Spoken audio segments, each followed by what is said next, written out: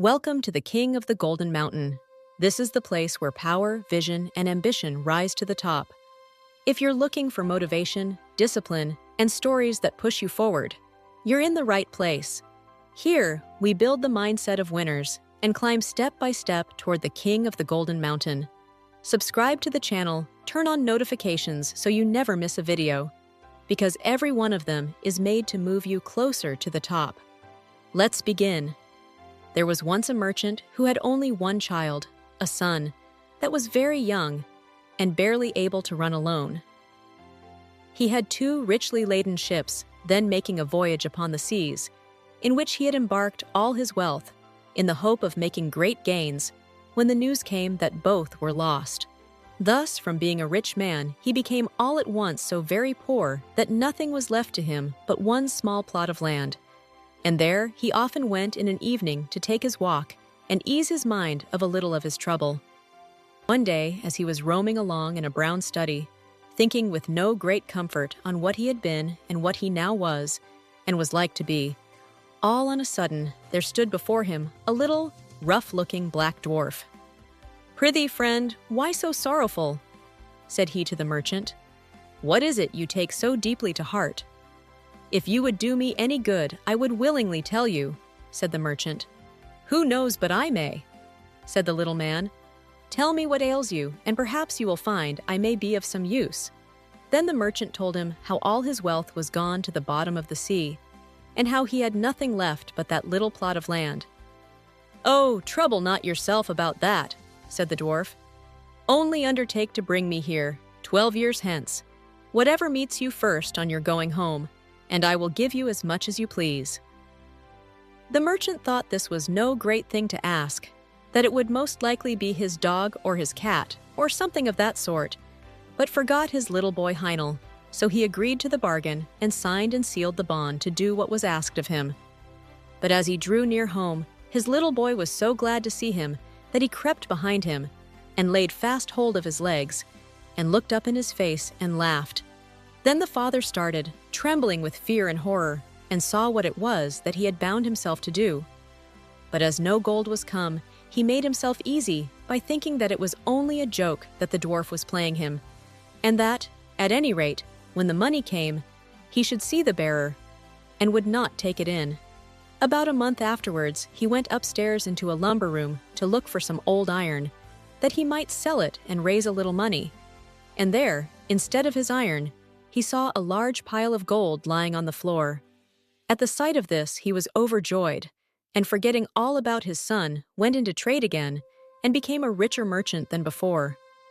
Meantime, little Heinel grew up, and as the end of the 12 years drew near, the merchant began to call to mind his bond, and became very sad and thoughtful, so that care and sorrow were written upon his face. The boy one day asked what was the matter, but his father would not tell for some time. At last, however, he said that he had, without knowing it, sold him for gold to a little ugly-looking black dwarf, and that the 12 years were coming round when he must keep his word. Then Heinel said, "Father, give yourself very little trouble about that. I shall be too much for the little man."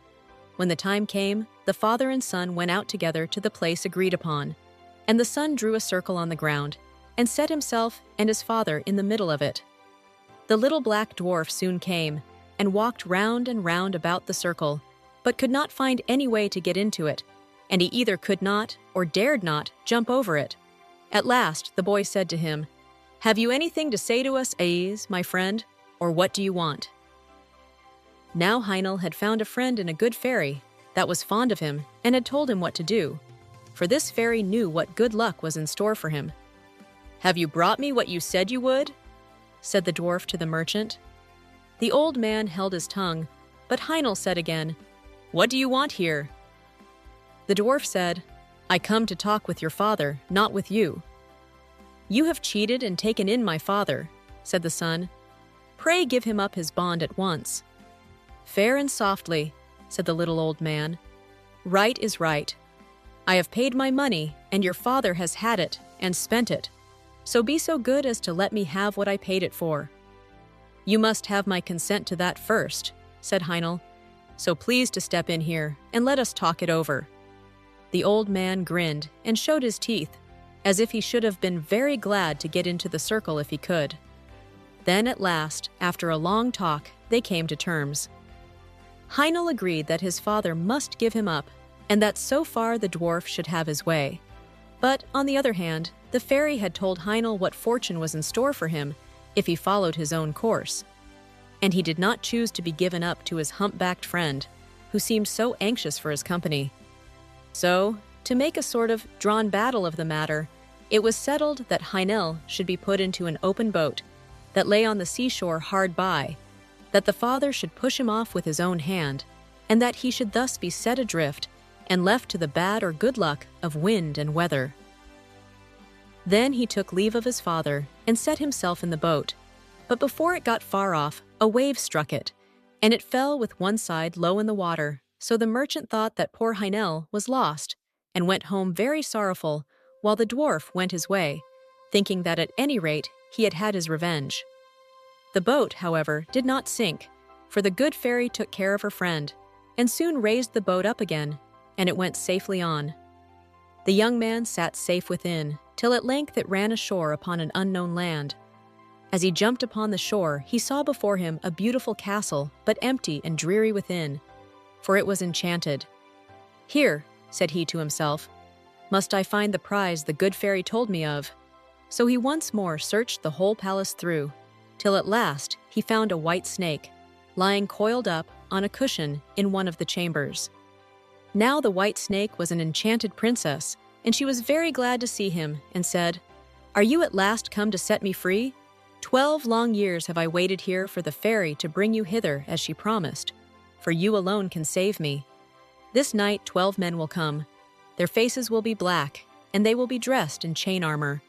They will ask what you do here, but give no answer, and let them do what they will, beat, whip, pinch, prick, or torment you bear all.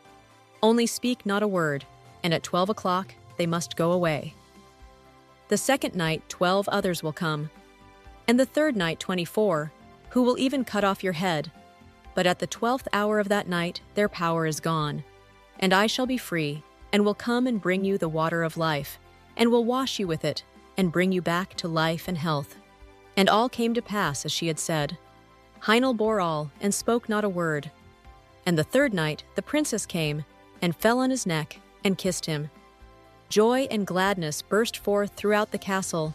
The wedding was celebrated, and he was crowned king of the Golden Mountain. They lived together very happily, and the queen had a son.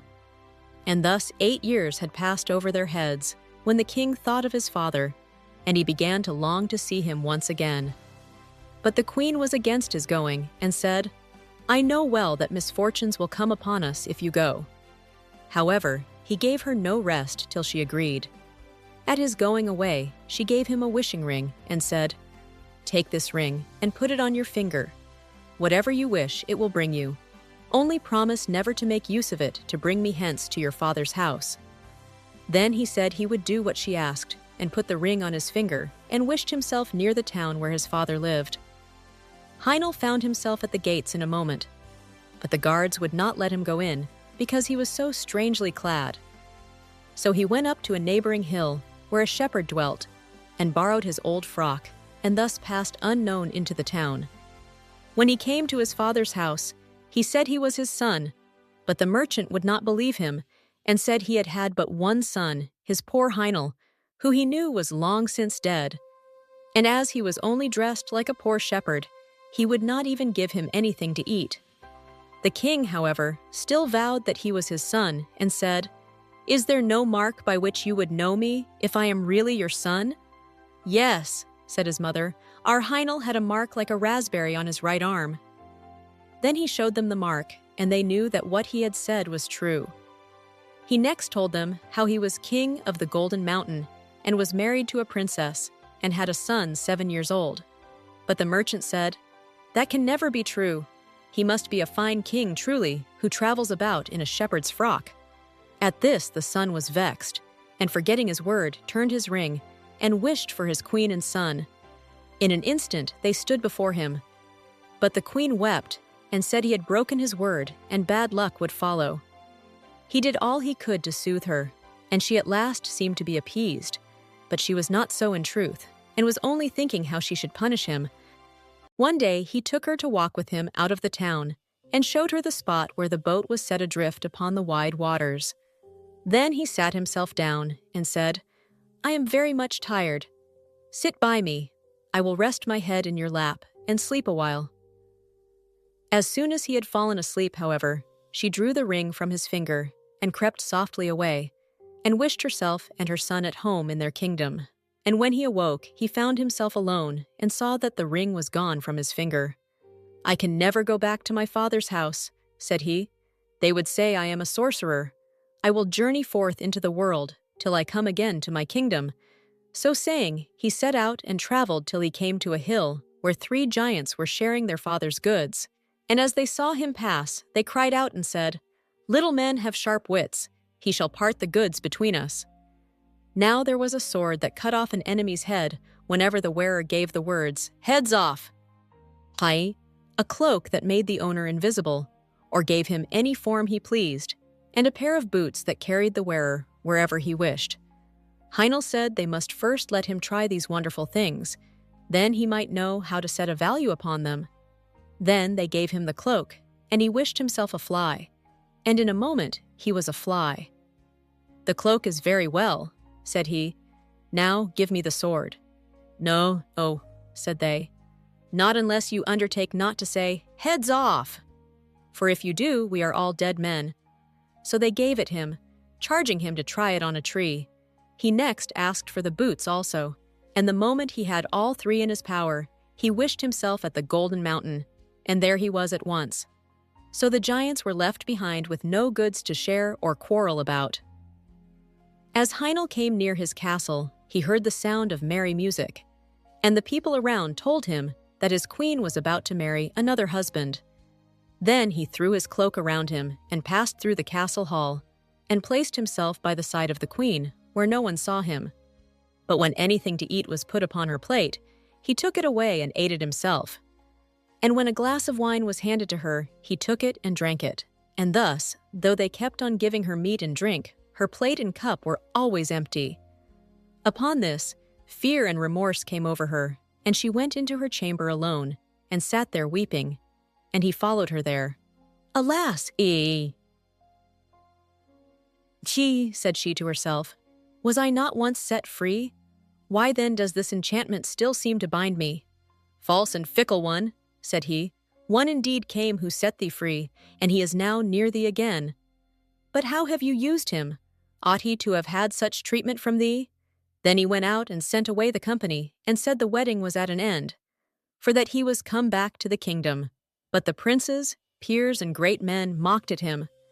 However, he would enter into no parley with them, but only asked them if they would go in peace or not. Then they turned upon him and tried to seize him, but he drew his sword. "Heads off!" cried he, and with the word the traitors' heads fell before him, and Heinel was once more king of the Golden Mountain. If this video gave you value or inspired you in any way, hit the like button, leave a comment, and share your thoughts. Don't forget, subscribe and turn on the bell to stay with us on the journey upward. This is the King of the Golden Mountain.